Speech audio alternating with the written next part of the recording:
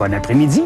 On a encore plein de choses à découvrir ensemble aujourd'hui. On va entre autres aller faire un tour dans le bas du fleuve pour parler avec un gars qui est en train de faire un voyage très inusité. Il voyage de Gaspé à Québec, en fait de Québec à Gaspé en se faisant tirer par ça. C'est une espèce de cerf-volant géant sur le fleuve, debout sur une planche à voile. Ça s'appelle du kite surfing et le vent a été bon ces derniers jours, donc il s'est rendu jusqu'à Rimouski. C'est là qu'on va lui parler. Je vais aussi...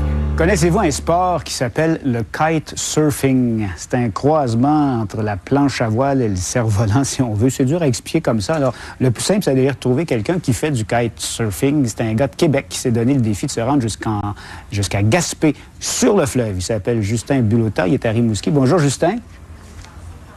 Bonjour. Alors, peux-tu nous aider à comprendre ce que c'est le kite surfing pour des gens qui n'ont jamais vu ça? Là, ça a l'air de quoi?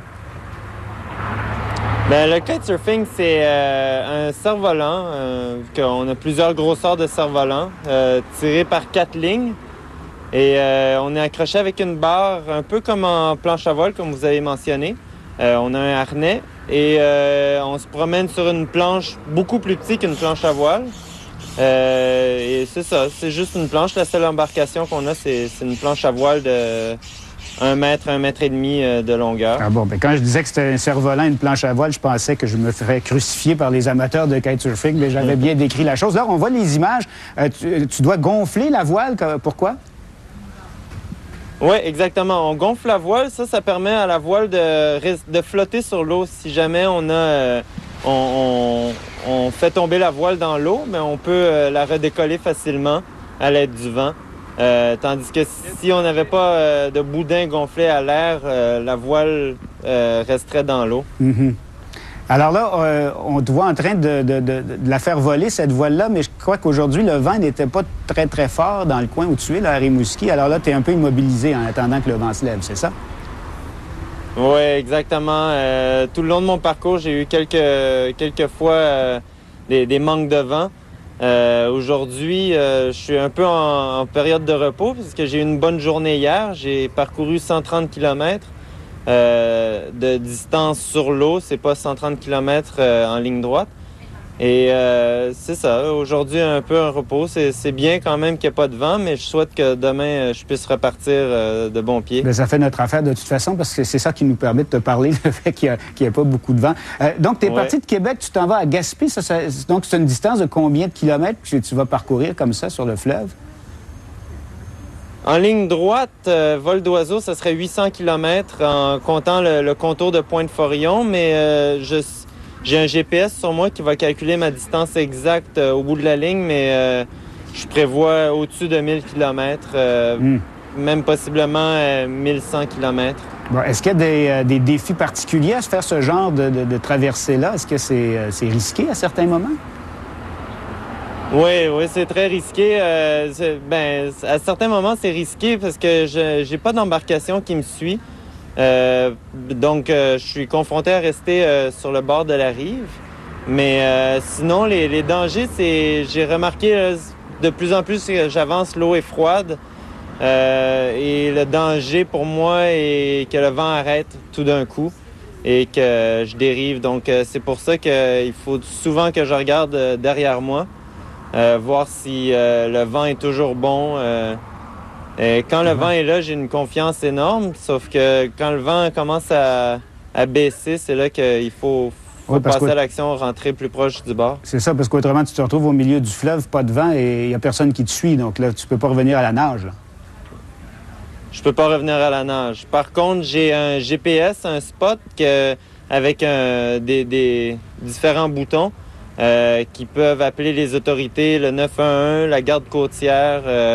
Et je suis en communication directe avec une équipe terrestre aussi. Ah bon, là, il y a quand même... Une équipe terrestre. Il y a de la témérité, mais il y a quand même un fond de sécurité derrière tout ça. Écoute, la voie, le Saint-Laurent, c'est une autoroute pour bateaux, ça aussi? Est-ce que tu croises des navires pendant ton déplacement? Non, moi, je longe la côte est, donc tout ce qui est Rimouski, Matane et ainsi de suite. Mm-hmm. Mais je vois des bateaux au loin. Les bateaux se tiennent plus du côté nord. Ah bon? C'est ce que j'ai remarqué. Pourquoi tu fais ça au juste? Qu'est-ce qui t'est passé par la tête pour faire 800 ou 1000 km comme ça sur le fleuve? Ben, c'est un défi personnel que je me suis lancé et je pense que mon influence est venue de gens que j'ai connu des gens qui ont traversé des îles de la Madeleine à l'île du Prince-Édouard.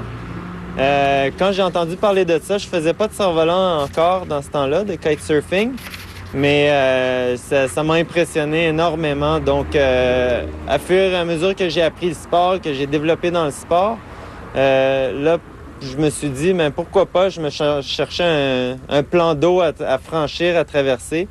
Et quoi de mieux que le Saint-Laurent pour franchir la distance, parce que je peux suivre, longer le bord tout le long, sans traverser de grandes étendues d'eau avec les dangers qui viennent avec. Évidemment. Et là, si tout va bien, tu prévois arriver à peu près quand à Gaspé?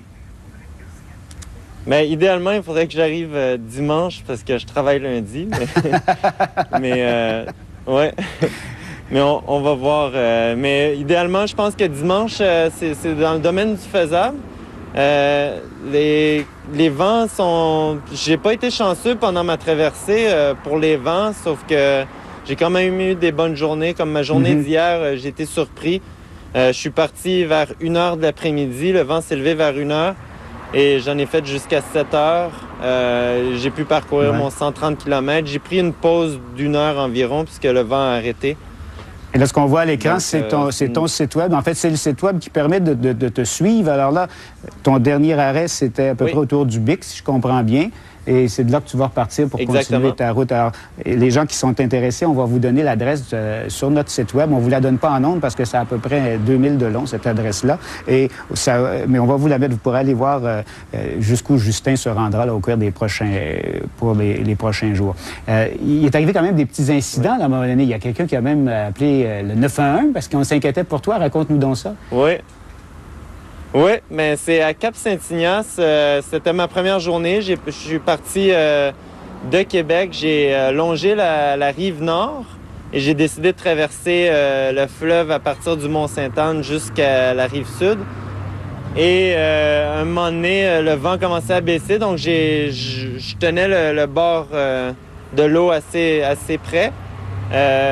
Par contre, plus je m'approchais du bord, moins il y avait de vent à cause que le vent était bloqué par la côte. Donc, je devais nager un peu.